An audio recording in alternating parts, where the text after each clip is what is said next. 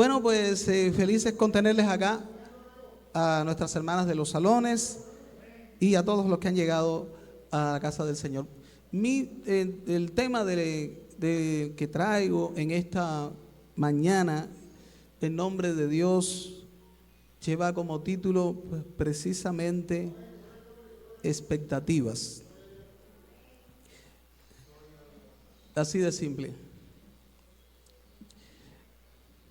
Y no creo que sea necesario abordar mucho sobre el significado de esta palabra porque es una palabra que está en el argot común, siempre la estamos articulando con nuestros labios, la escuchamos de otros. Teníamos la expectativa de que pasase esto, que pasase aquello y está resultando algo diferente a menudo o se llenaron las expectativas. Quiero utilizar un texto bíblico que se encuentra en San Marcos capítulo 9, los versículos del 33 al 35. Dice así la palabra de Dios. Y yendo a Capernaum,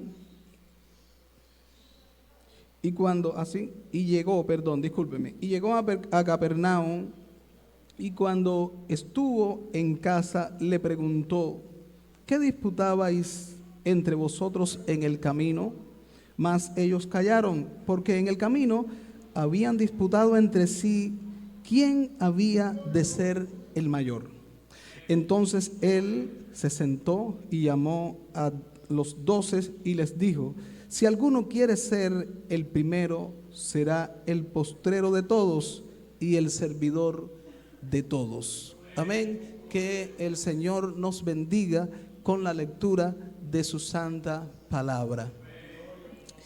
Si les hubiese hecho esa pregunta anteriormente de decir el título del sermón, pues quizá la respuesta hubiese sido diferente.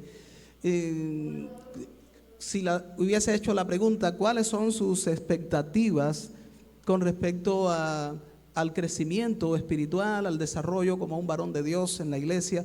¿Cuáles son sus sueños? ¿Qué cosa es lo que auguras?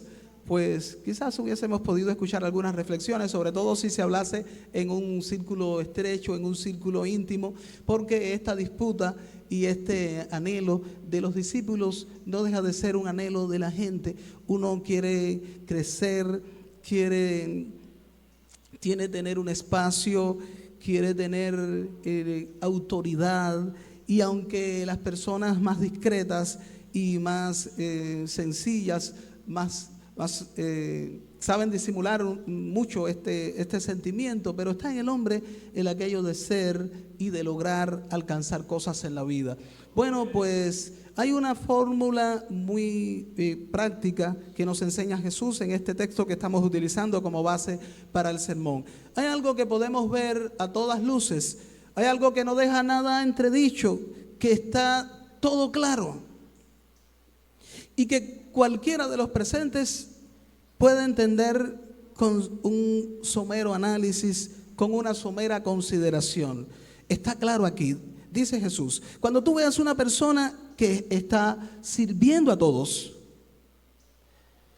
cuando tú veas a alguien que está en una posición de sumisión y de servicio y de entrega a los demás, cuando tú veas a alguien que está tratando, algún creyente que trata y que se ocupa de los demás como si fuese superior a sí mismo, dice Jesús, el que de vosotros sea el menor o sea el servidor de todos, ese precisamente será el mayor entre vosotros. Cuando yo veo un joven en la iglesia, cuando veo un hermano que no escatima, que su lugar, que siempre está buscando el lado del servicio, que está dando la deferencia al otro, que le está dando el asiento más cómodo en el bus, que le está dando el asiento más cómodo en el templo, donde se ventila más, que está teniendo una deferencia con el otro.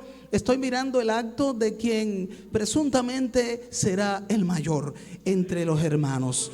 Y esta reflexión es importante que todos la analicemos bien, que todos lo tengamos en cuenta, porque es un sendero inconfundible, es un camino infalible que nos lleva a uno o al otro, al uno o al otro destino. El que de vosotros quiera ser el mayor, que sirva a todos. Una reflexión importante. Vamos a estar al tanto de nuestra actitud en relación con los demás. Si cedemos el mejor lugar, si cedemos el primer lugar al otro, o si en realidad nuestra preferencia y nuestras expectativas son ocupar el lugar de honra y el lugar de distinción. Hay algo que quiero decirles a ustedes sobre este asunto de expectativas, porque hace algún tiempo predicaba un sermón acá en la iglesia titulado "No esperes nada bueno sino a Jesucristo". Estamos viviendo tiempos difíciles y por la palabra sabemos que los tiempos irán de mal en peor. Y mucha gente vive en depresión esperando tiempos mejores, pero por la palabra de Dios los tiempos son peores. Cuando era pequeño escuchaba cuentos, muchos cuentos. Mis padres son especialistas haciendo cuentos a bebés. Todavía puedo recordar con 50 años los cuentos de hadas que me hacían mis padres cuando era pequeño. Así me dormían. Quiero que ustedes sepan que hay un refrán que dice así más o menos que quien vive de ilusiones muere de desengaño. Cuando pequeño no tardó el desarrollo en llevar alguna pantalla de televisión a mi barrio donde nací. Y pronto comenzamos a ver muñequitos. Y comenzamos a ver, yo no sé, no tengo las palabras, Israel sí sabe. Aquellos gráficos tan esplendentes, aquellos paisajes tan asombrosos, tan mágicos, tan increíbles, tan sublimes. Y mi mundo se llenó de ilusiones. Llegué a la escuela y las láminas de los libros de cuentos, los libros de lectura, todo tan esplendente, todo tan magnífico, todo tan extraordinario, delineaban un mundo tan exquisito, tan ideal. Si miraba en los filmes para niños, los muñequitos, como decimos, un poco después en la televisión a color, pues un césped con un color tan exótico,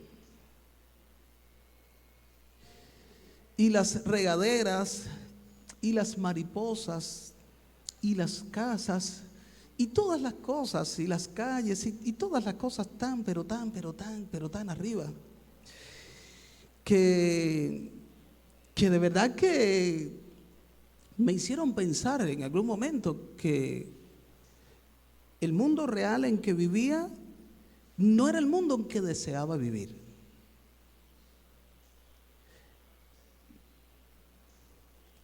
Aquellos cuentos de hada que me hacían mis padres para dormir,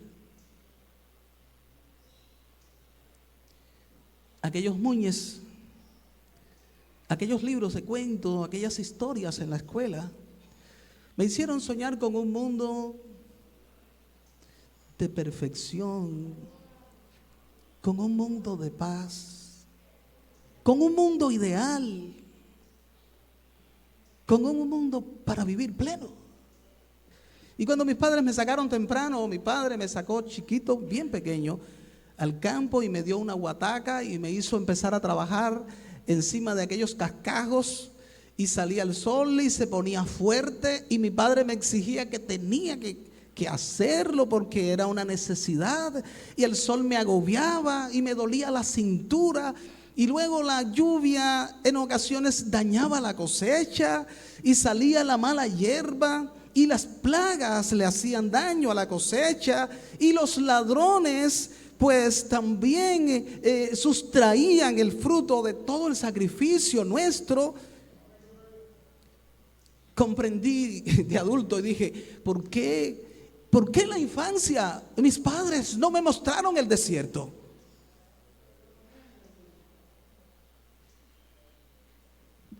¿Para qué viví de ilusiones?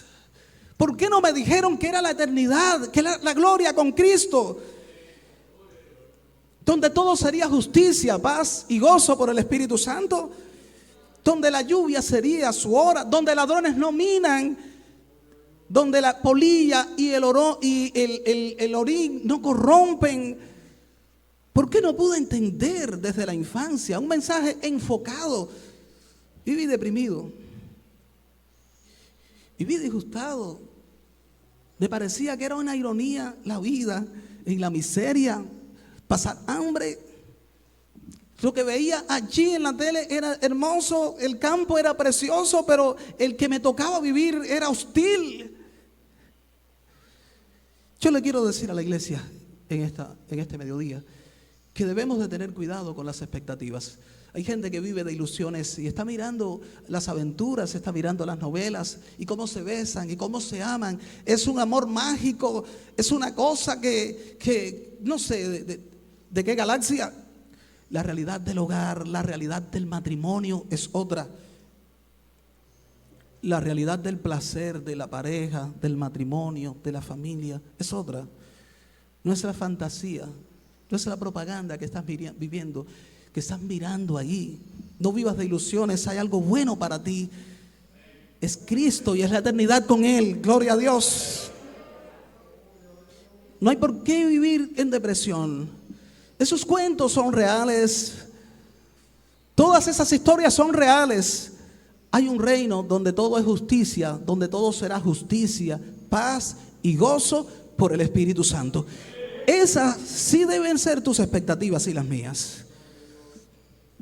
Si estás viviendo en depresión y te ocurren cosas parecidas allí en el campo, si te roban la cosecha, si se rompen las turbinas con que tenías planeado regar tu cosecha, si hay hambre, si hay depresión, si hay dificultad, si hay fracasos, la palabra de Dios nos muestra que producto del pecado del hombre, todas estas cosas pasarían. El huerto del Edén se cerró. Ya no hay más Edén aquí en la tierra. Con Cristo Jesús podemos ser más que vencedores.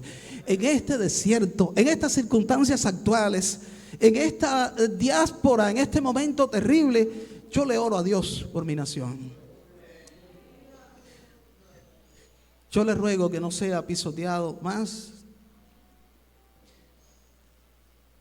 Que nuestra gente, que haya un sosiego, que haya un refrigerio para nuestra patria, que haga el Espíritu Santo de Dios algo extraordinario aquí, y que toda esa gente que está abandonando la nación, porque la gente piensa que una visa para salir de aquí a otro lugar es una visa al reino de los cielos, y no sabe quizás que es un paso a una nueva desilusión o a una realidad trágica más. Yo le oro al Señor que haga algo entre nosotros, que haya un avivamiento en nuestra nación, entre nuestra gente, que haya un despertar, que haya un refrigerio para nuestro pueblo, que pase algo en esta nación, que las personas que se han ido, que las personas que nos tienen en poco sientan envidia de regresar a esta nación. Yo sé que el Espíritu Santo lo puede hacer con nosotros. Yo sé que Dios tiene el poder para revertir las cosas. Yo sé que si la iglesia ora, el Señor puede sanar nuestra tierra.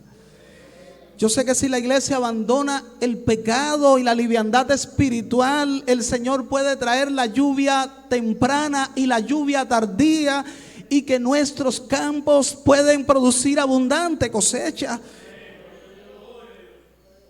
Yo tengo la esperanza de un cambio, de un vuelco en nuestra nación. No tiene por qué ser despreciada para siempre nuestra nación. Sé que si la iglesia predica la palabra,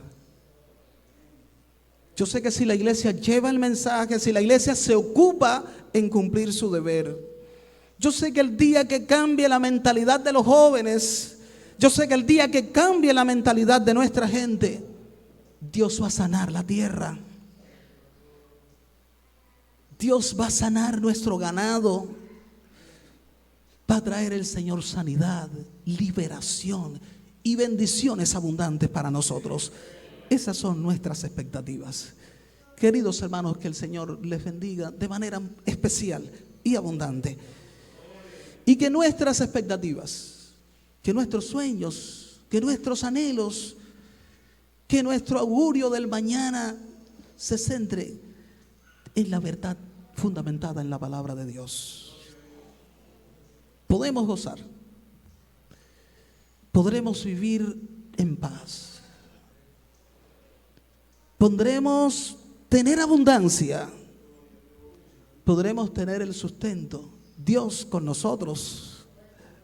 Y si Dios es con nosotros, ¿quién contra nosotros? Si Dios está por esta nación, si Dios está por estas familias, si Dios es por nuestra gente, ¿quién contra nuestra gente? Contra esta nación. Si Dios pronuncia la palabra, hay provisión para tu hogar. Hay paz y estabilidad para tu hogar. Hay un sueño tranquilo para tu noche. Es la palabra de Dios. En realidad, el libro que tiene que ser leído a la niñez para que no se desvíe. Es la palabra de Dios. La historia que tienen que conocer los niños para no hacerse vanas ilusiones. Es la palabra de Dios. La verdad que tiene que defender el hombre si quiere vivir en paz, si quiere tener bendición, si quiere tener provisión para su mesa. Que Dios les bendiga, iglesia. Y que sus expectativas sean en Cristo Jesús. Que el Señor tome la gloria.